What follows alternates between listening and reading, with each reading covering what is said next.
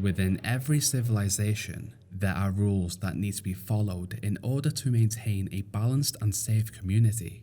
These laws agreed upon by the rulers of each settlement are enforced by the guards stationed in each region, and those that break the rules are punished accordingly.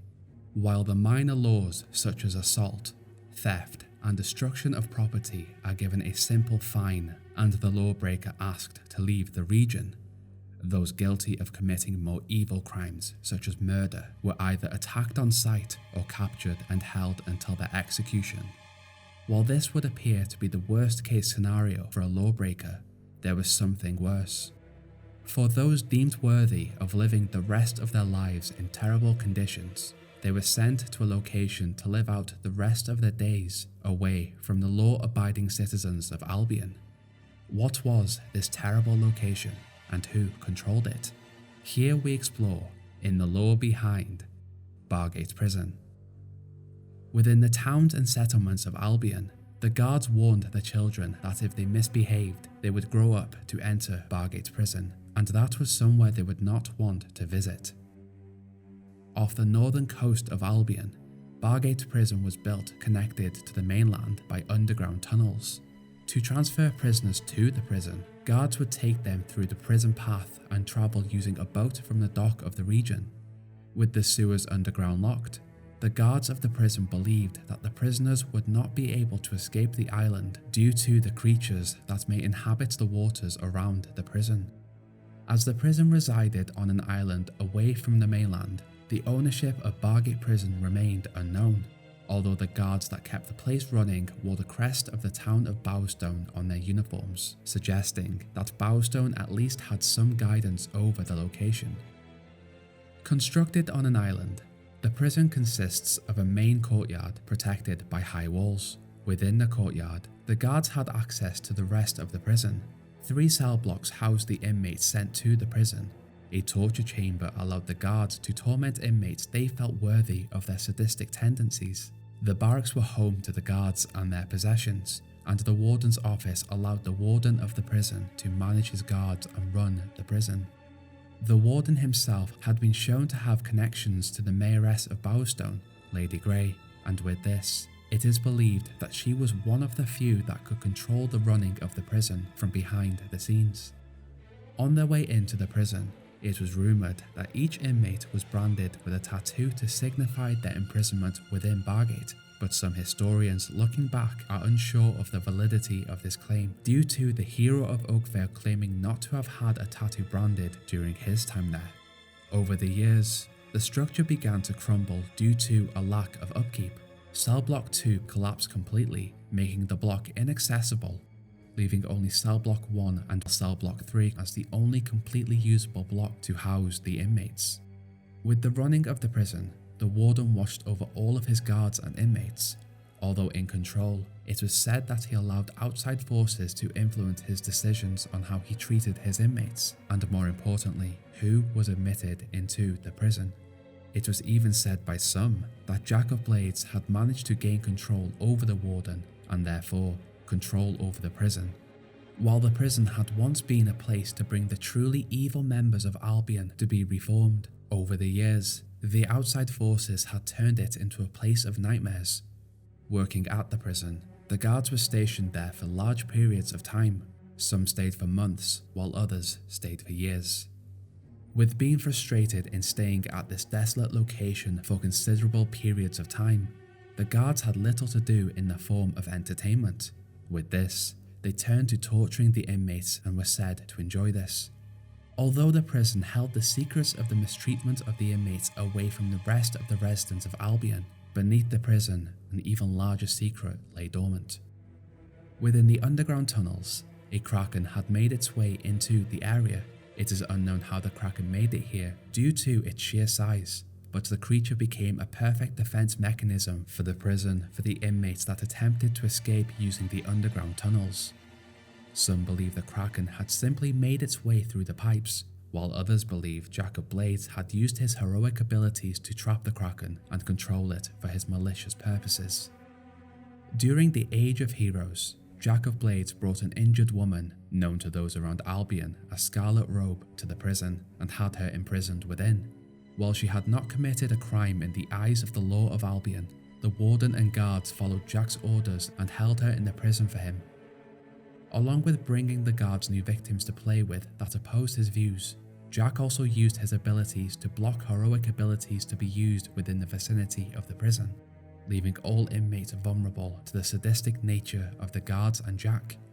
From here, Jack would visit the prison over the years and torture Scarlet for information about an ancient sword. As a part of the entertainment, the warden had the prisoners race across the prison once a year on his birthday. The winner would have the grand prize of entering the warden's office and have the pleasure of listening to his poetry, while those that lost the race were given a round in the torture chamber, making an unbearable day in the prison that much worse. Approximately a decade after her imprisonment, the son of Scarlet Robe made his way into the prison using the underground passages to break in and save his mother from the torture of the guards. As they escaped, Jack stopped them both and brought in the hero of Oakvale as a new inmate. For the next year, the mother and son were both tortured in Bargate Prison.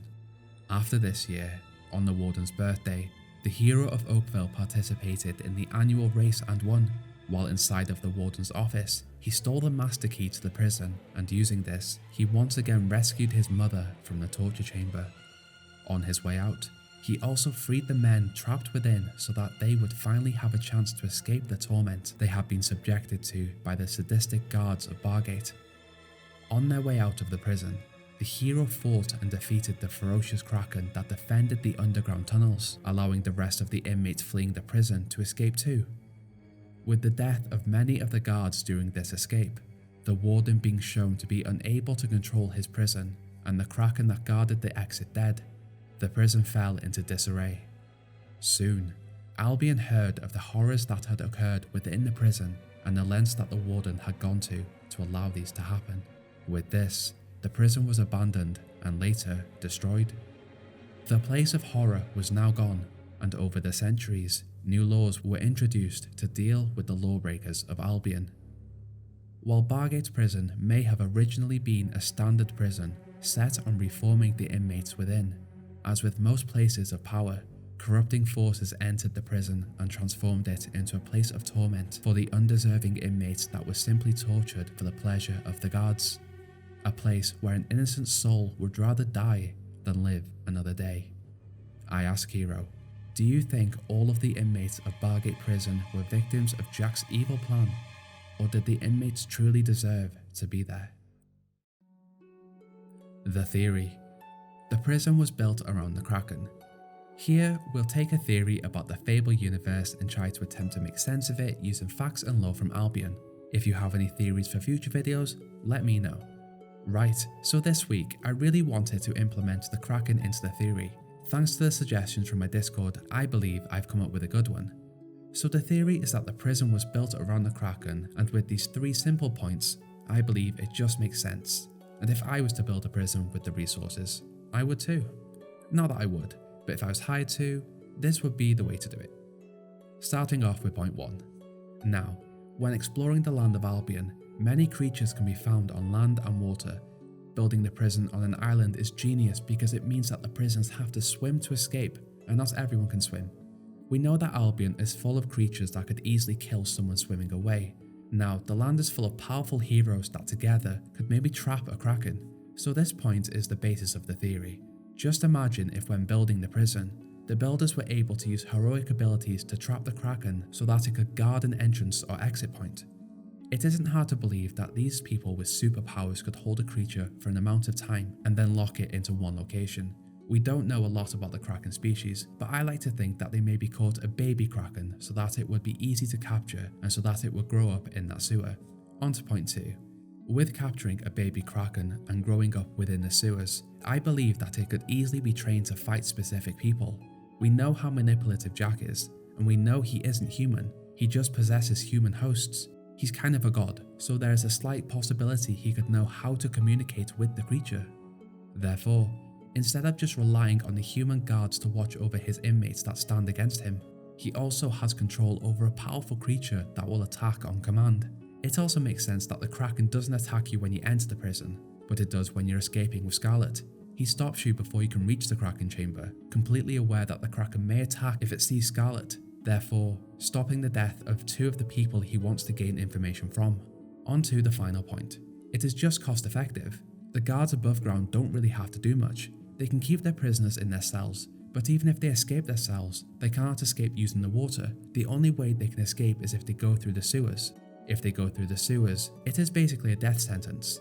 Now, we don't know if the prisoners are made aware of the Kraken in the sewers, but it sure is a convenient place for the Kraken to hang out. It's basically cost effective as the guards aren't really required to go down there, and so hiring guards to survey all of the sewers means less guards need to be paid. I think this is a fairly short theory this week, but it seems to just make sense. Jack surely has the power to have a Kraken trapped in the chamber, waiting to attack those he deems to be a threat. I like this theory, and I'll add it to my headcanon. What do you guys think? I think it's better than last week's episode. What do you guys think? Did Jack trap the Kraken? Is the Kraken an intended killing machine for the prison? Or did the Kraken simply just make its way into the sewer and get stuck in the prison where it attacks prisoners when they come across it? Let me know your thoughts in the comments. If you enjoyed this lore and theory, then be sure to subscribe, like and comment. It really does help. Also, in my research, I would have loved to have seen if Bargate Prison became Ravenscar Keep in Fable 3, but unfortunately, it looks like they are completely different. The only connection I could find was a note where Ravenscar acknowledges the warden's birthday race every year and implies it was a bad idea. Sadly, not connected. Anyways, now hero, enjoy your day. Bye.